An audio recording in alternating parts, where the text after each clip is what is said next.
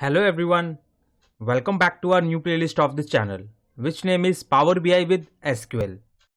So guys, in the last class we have covered how to create database with using very simple DDL command, which name is create. I hope now everyone is clear that how do we create database in SQL. And we can also create table to use create command. So our first topic of our class is what are constraints. So let's understand what are constraints in SQL. So let's read the definition first. SQL constraints are used to specify rules for the data and limit the type of data that is entered into a table. Constraint basically means some conditions, which we are making some restriction in the database before adding any data sets, so that user can add the data correspondingly. And now let's understand with this example. For example, if you are creating some account in some website, so you create some password, and for creating that password you require some special character or some alphanumeric character and so on. So that means user will not allow to enter any other character because it is restricted through constraints. They can only create that password which we have set under the constraint. User cannot enter any data in the table. So they have to use some constraint before creating any table. And that constraint are only apply on columns, or you can say attributes. So I hope guys with this example you guys are definitely clear with what are constraints. And now let's understand what are the types of constraint. So the first type is unique. So let's read the definition first. Unique constraint ensure that all the values in a column are different and not repeated. So as the name suggests guys, the value should be unique. It should not be repeated. So let me open one Excel file. And with the help of these entries guys, we will understand all the constraint in detail. So for an example, if we are taking a column name as a mobile number. So I am writing here mobile number. That means your all the value should be unique. It would not be repeated. So I am taking here random numbers. So see guys, I have taken all the values are unique. No value is repeating under the different cells. So this is the first type of this constraint. And now let's talk about the second constraint, which name is not null. So not null constraint ensure that records in a column cannot have a null value. Here null value means empty or blank value. So let's go back to the Excel file and understand this not null with an example. If I add one more column here in my table which name is email ID. So I will write my column name here which name is email ID. And let's suppose guys I have not made any null constraint under this email ID column. So if user does not have any email ID, so they can leave that place blank. And they can easily move to the next step without entering any value. However, if I made this column not null constraint, then user need to fill some values under it. They cannot leave the cell blank. So I hope you are clear with this example. And one more important thing guys, some people may consider this null value means 0. So no guys, 0 is a value. Null simply means empty cell. And now let's talk about the third constraint. So the third constraint type is primary key. And now let's read the definition first. Primary key column ensures that our values are not null and not duplicate. That means it is a combination of unique and null values. So basically guys, data should be unique and does not contain any null value under the column. So let's go back to the Excel file and understand with this example. So for an example, if we talk about any organizational data set. So there is a column guys which name is employee ID. So let me take the column name as employee ID. And each and every employee has a different employee ID. And it is not like that there is an employee in a company who does not have the employee ID. So it's not possible and this employee ID is always be unique. So here I am giving some employee ID, let's say S01, S02 and so on. So primary key ensures that value are not null and not duplicate. So I hope guys you are definitely clear with this example. If you talk about any student data, so roll number it could be the primary key over there. And now let's talk about the next constraint. So the next constraint type guys is check. It ensures that the value in a column satisfy a specific condition or rule given. So let's go to the Excel file and understand with this example. So let's suppose guys, if we have another column which name is age, and now in age column guys, I can enter any value. So when I created that table guys, so I have mentioned the data type name age as a integer.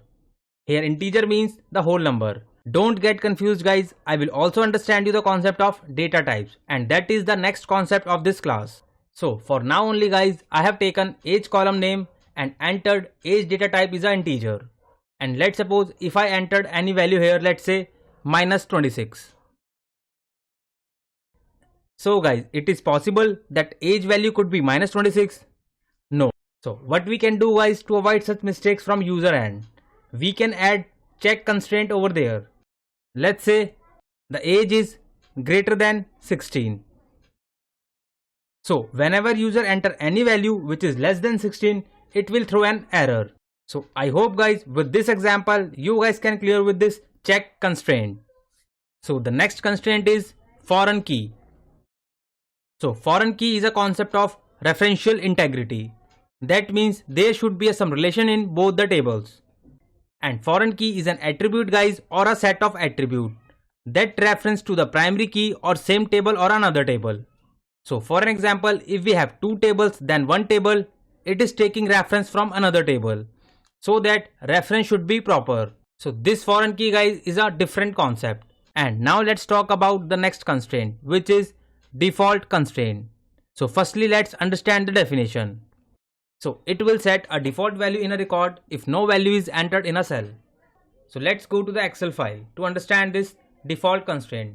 So for an example, if I created one salary column with integer data type, so I'll write here salary and the data type would be in integer.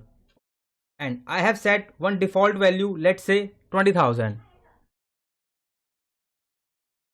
So that means if I not entered any value under it, so that automatically considered that default value is 20,000. So I hope you are clear with this example. And now let's understand the last type of the constraint, which name is index constraint. So as a name suggests guys, it is used to create an index which helps to retrieve data from the database quickly. Like if you set any indexing here like a serial number 1, 2, 3 and so on. So this constraint help you to retrieve data from the database quickly. So these all are about the types of constraint. So I know you are clear with what are constraint and what are its types. And now let's talk about some data types. And now the question is why we require data type in SQL. So let's suppose guys, if we are creating a table in a SQL and we have taken few columns name here like name, roll number and phone number. So we need to specify that what kind of information we need to fill in such column. So under this column name guys, we want to enter the text data type. For an example, if I take Shubham here, so it should be understand it is a text. In a similar way guys, if I need to fill any other values under the roll number column or the phone number column, so we have to specify that. So the data type should be integer. If we not specify the data type guys, so there are the chances that column will not able to store the right value which we are filling. So guys, here in one more concept which name is size. So size of a data type is the maximum value which an object can hold. Different data types have different sizes depending upon how we are using it. So if we are storing large size, then we can declare large size into it. But if we are declaring the small size, then we can only declare the small size into this data type. And guys, one more important thing, there are lot of different types of data types. However, all the DBMS not supports all kind of data types. So here under this video guys, we will talk about only some standard data types. So the first data type is exact numeric data type. So here under this PPT guys, I have explained three kinds of data type like INT which stands for integer, big INT which stands for big integer, and the last one is decimal. So whenever we are creating the table guys, we are using this integer data type to return a whole number. And now let's talk about the next data type. So the next data type is approximate numeric data type. So let's read the definition first. It is used to store real number values, that is numbers with a decimal point, such as 23.04 and so on. So here are two types of data type, which is float and real.